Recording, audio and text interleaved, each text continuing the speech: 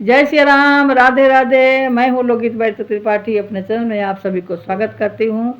और मंगलमय हो आमल की एकादशी। आमल की एकादशी साल में 2 पड़ता है, लेकिन इस एकादशी का 3 नाम है। एक के नाम है रंग भरी एकादशी, दूसरा आमल की एकादशी, तीसरा पार्वती एकादशी, गौरी एकादशी। कहा गया है कि जब भोलेनाथ फाल्गुन मास शिवरात्रि के दिन शादी किए थे तो सबसे पहले काशी पहुँचे थे। काशी पहुँचे तो होलिकाष्टक चल रहा है, तो होलिकाष्टक के समय में रंग गुलाल गौरी माँ के साथ खेले थे। तभी से वहाँ के भक्तजन सभी लोग 27 फरवरी से ही होली मनाने लगे और झूम झूम करके नाचने गाने लगे। होली का त्यौहार का भी सभी आप लोग को मंगलमय हो। अब आमल की एकादशी के पूजन पाठ हम कैसे करें? आमल की एकादशी सबसे श्रेष्ठ माना गया है। और एकादशी साल में आमल की एकादशी 2 होता है। एक कार्तिक मास में होता है और एक फाल्गुन मास में होता है। भगवान नारायण को आंवला का पेड़ और आंवला का भोग बहुत ही प्रिय है। माता पार्वती कहने लगी कि हमें पूजन तो तीनों देव को करना है, ब्रह्मा जी को भी करना है, महादेव को भी करना है, तो हम क्या करें?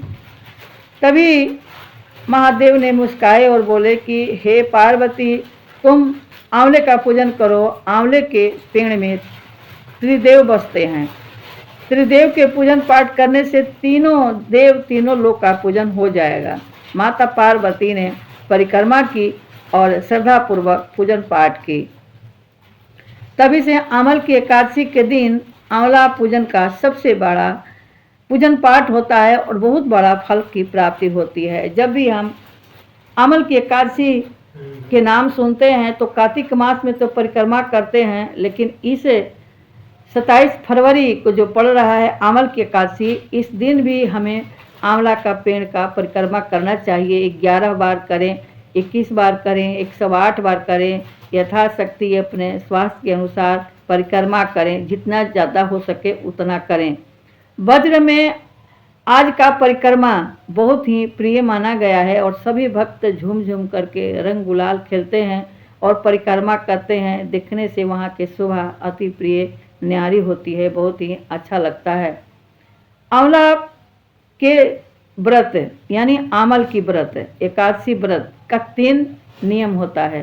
3 नियम में तीनों को व्रत नहीं माना जाता है, नियम करना है, लेकिन 3 कहा जाता है कि 3 दिन का व्रत है।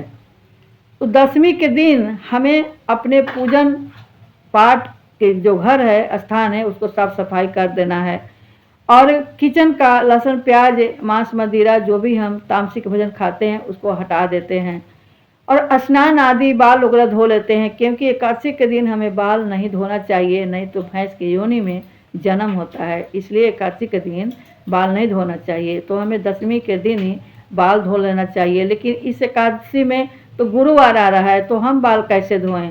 तो गुरुवार आ रहा है तो देखिए, जो वार होता है वो सबसे बड़ा नहीं होता है, जो त्यौहार होता है वो सबसे बड़ा होता है। तो आप बिना खाए बिना नहाए सुबह ही बाल धो सकती हैं, या तो बुधवार को ही धो लें। और एकादशी तो एकादशी होता ही है, उस दिन तो आपको शुद्धता को अपनाना ही है। लेकिन जब पारण का समय आता है तो उसको और भी संयम नियम के साथ निभाना होता है। अगर हम 10वीं के दिन लहसुन प्याज जुड़ित हम भोजन खाते हैं तो उसका अंश 28 दिन तक रहता है और वही हमें नरक में ले जाता है। और नरक में ऐसे जोनि प्राप्त होता है कि वो 84 लाख के जोनि में भटकाता रहता है और तब पता चलता है कि हमें ऐसी गलती नहीं करना चाहिए। इसलिए 10वीं के दिन जब हम भोजन करें तो हम लहसुन प्याज का भोजन ना करें। शाम के समय भोजन क्षणिक मात्रा में करें। और जब पारण का समय होता है तो पारण के समय भी समय से करना चाहिए। जब मुहूर्त के समय में पारण करते हैं तभी हमारा सफल होता है और फल की प्राप्ति सिद्ध होती है। 27 तारीख को ही आमल की एकादशी का शुभ मुहूर्त है। रात्रि में 12 बज के शुरू हो रहा है और रात्रि में ही 10 बज के कुछ मिनट से ख़त्म हो जा रहा है, उसके बाद द्वादशी हो जाता है। लेकिन जितने भी वैष्णव गोत्र के सनातन धर्म हैं सभी यही कहते हैं कि हमें उदय तिथि में व्रत करना चाहिए। लेकिन उदय तिथि इस आमल की एकादशी में नहीं पड़ रहा है। तो अगर एकादशी व्रत नहीं करते हैं, द्वादशी व्रत करते हैं, तो द्वादशी व्रत का एकादशी व्रत से भी ज़्यादा फल की प्राप्ति होगी, क्योंकि इस द्वादशी युक्त एकादशी में आपको मिल रहा है पुष्प नक्षत्र, और पुष्प नक्षत्र बहुत संयोग से मिलता है। और पुष्प नक्षत्र का व्रत और पारण 1000 गौ दान करने का फल की प्राप्ति होती है। इसलिए अगर हम एकादशी का व्रत भी किए हैं, क्योंकि हमारा स्वास्थ्य सही नहीं है, हम शरीर से कमज़ोर हैं, तो एकादशी व्रत रखे हैं, तो हम पारण संयम नियम के साथ पुष्प नक्षत्र में ही करें। अगर बिल्कुल परेशान हैं, कमज़ोर हैं, बीमार हैं, तो उनके पारण करने का समय 6 बजे से 9 बजे तक का है। लेकिन जो पुष्प नक्षत्र का फल प्राप्त करना चाहता है वो 9 बजे के बाद ही पारण कर सकता है। अगर उससे भी अधिकतम भगवान नारायण से प्रेम करने वाला होता है, वो द्वादशी के दिन भी अगर व्रत कर लें तो उसको संपूर्ण फल की प्राप्ति होती है, क्योंकि ऐसा नक्षत्र बहुत कम संयोग से मिलता है और इस बार मिला है।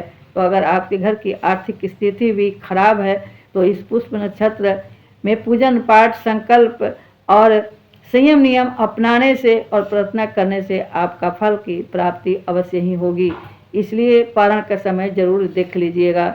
मैं एक वीडियो पहले भी डाली हूँ और अभी भी डालूंगी। मैं एक कथा भी आप लोग को सुनाऊंगी। अभी मैं पूजन विधि बता रही हूँ। एकादशी के दिन सुबह ब्रह्म मुहूर्त में ही आपको उठना है। ऐसा नहीं कि व्रत किए हैं तो हम 10 बजे को उठकर स्नान कर लें और तब हम पूजन पाठ करें। जब ब्रह्म मुहूर्त में उठकर आप स्नान कर रहे होते हैं तभी से आपका एकादशी व्रत शुरू होता है। इसलिए ब्रह्म मुहूर्त में ज़्यादा से ज़्यादा नहाने का कोशिश करें। और रंग भरी एकादशी है तो अपने बाथरूम में, ऐसे तो गंगा जाएं तो सबसे अति प्रिय है। अगर गंगा नहीं जाते हैं तो आप अपने बाथरूम में ही बाल्टी भरी पानी में 1 बूंद जल डालिए और उसमें रंग गुलाल डाल दीजिए। और अमल की एकादशी है तो आंवला का चूर्ण भी उसमें डाल दीजिए। आंवला 3 प्रकार से सेवन करने से बहुत ही फल प्राप्त होगा इस अमल की एकादशी के दिन में। एक तो आप रगड़ रगड़ के उसको घोल तैयार कर लीजिए और नहाइए। दूसरा सेवन कीजिए। तीसरा दीपक जलाइए और चौथा दान कीजिए। और पांचवा आपको भगवान को चढ़ाना भी है, भोग लगाना है। तो ये 5 प्रकार की सेवन आप अवश्य करेंगे। और जब आप स्नान कर लेते हैं तब अपने भगवान को अपने हाथों से श्रृंगार कीजिए, स्नान कराइए। हो सके तो पीला वस्त्र पहनाइए, आपके पास है तो आप भी पहनिए। और श्रृंगार करने के बाद वहीं पर बैठकर संकल्प करें। हाथ में गंगाजल ले लें और 1 रुपये का सिक्का, सुपारी, पान सब कुछ लेकर अपना गोत्र का नाम, अपना नाम, जिस जगह पर आप रहती हैं वहाँ की जगह का नाम, और भगवान से प्रार्थना करें कि हे प्रभु, मैं आपका व्रत करने चल रही हूँ। हमें इतना शक्ति प्रदान देना कि आपका व्रत मैं संयम नियम के साथ पूरा दिन अच्छे से निभा सकूं। अगर आप पानी नहीं पीती हैं, निर्जला करना चाहती हैं तो ये भी बोल सकती हैं। अगर आप फलाहार करना चाहती हैं तो वो भी आप बोल सकती हैं उसी समय।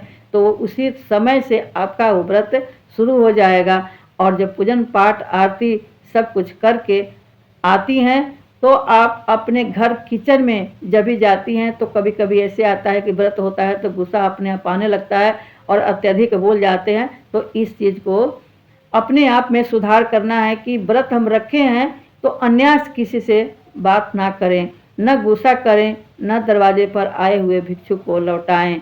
जितना हो सके उतना दान दक्षिणा दे करके आप व्रत का नियम का पालन करें, तभी आपका फल की प्राप्ति होगा। आंवला पेड़ के नीचे 1 दीपक जलाएं और परिक्रमा करें 10 बार, 11 बार या 21 बार या 108 बार, जितना आप में सहन शक्ति है उतना आप कर सकती हैं। क्योंकि आंवला पेड़ के पूजन करने से ही तीनों त्रिदेव का पूजन का फलित आपको फल की प्राप्ति होगी। और आपका व्रत करने का सबसे यही श्रेय होता है कि हमारे घर में धन हो जाए, हमारे पुत्र हो जाए, हमारे घर की आर्थिक स्थिति अच्छा हो जाए और कोई भी रोग व्याधि हो तो सब कट जाए। तो यही नियम अपनाने से आपको फल की प्राप्ति होगी। शाम के समय देहली पर 2 दीपक जरूर जलाना चाहिए। रंग भरी अब एकादशी है तो अपने दरवाजे पर रंगोली जरूर बनाएं और चप्पल जूते अपने दरवाजे पर कभी ना रखें। झाड़ू सही जगह पर रखें। रखने के बाद पारण के समय, अगला दिन पारण के समय आता है, तो पारण के समय में भी आप भोजन जो बना रहे हैं, जो पारण कर रहे हैं, उसमें लहसुन प्याज का इस्तेमाल नहीं करना है। और जब व्रत किए हैं उस दिन आपको जागरण करना है, संपूर्ण दिया जलाना है। अगर जागरण नहीं कर सकते हैं तो आप कम से कम 12-1 बजे तो जगे ही रहिए। मोबाइल के माध्यम से या पुस्तक के माध्यम से कथा कहानी सुनते रहिए, ताकि 12-1 बजे तक कम से कम आपका व्रत का नियम पूरा हो जाए और उसके बाद आप शयन कर सकते हैं। शयन करें तो भूमि पर करें तो सबसे अच्छा होगा, क्योंकि भगवान नारायण को भक्ति भाव अगर थोड़ा भी तन मन से कर लिया तो वो उतना ही में भक्ति भाव में मुक्त हो जाते हैं और सब फल की प्राप्ति करते हैं। और इस माता लक्ष्मी का दिन भी है, माता गौरी का भी है, हर हर महादेव का भी है। तो आप तीनों देव और तीनों देवियों का फल की प्राप्ति कर सकती हैं इस तरह का व्रत करने से। उम्मीद है कि मेरी वीडियो आप लोगों को अच्छी लगी होगी। अगला वीडियो मैं एक कथा के रूप में लेकर आ रही हूँ, कथा के लिए इंतज़ार कीजिए। अगर मेरी वीडियो अच्छी लगी हो तो लाइक करें, कमेंट करें, ज्वाइन करें तो नोटिफिकेशन ऑन करके करें और कमेंट में लिखें कि आपको और कैसा वीडियो चाहिए, और सही है कि गलत है ये भी बताएं। इसके बाद मैं फिर एक कहानी लेकर के आऊँगी, वो भी आमल की एकादशी का। अभी होलकाष्टक का भी मैं एक वीडियो डाल चुकी हूँ और एकादशी का भी एक वीडियो डाल चुकी हूँ, उसको भी देखिए लोकगीत बाई त्रिपाठी सर्च करके, और उसमें भी कमेंट कीजिए, लाइक कीजिए। हाई बटन आता है, हाई बटन को भी हाइप कीजिए। और लाइव मैं आती हूँ 9 से 11 बजे तक। अगर आपके पास कोई सवाल है तो आप आकर हमसे पूछ सकती हैं, और विशेष कमेंट में आप बताइए हर हर महादेव हरि विष्णु, कमेंट बॉक्स में ज़रूर लिखें। आप सभी का मंगलमय हो। अमल की एकादशी। जय श्री राम, राधे श्याम।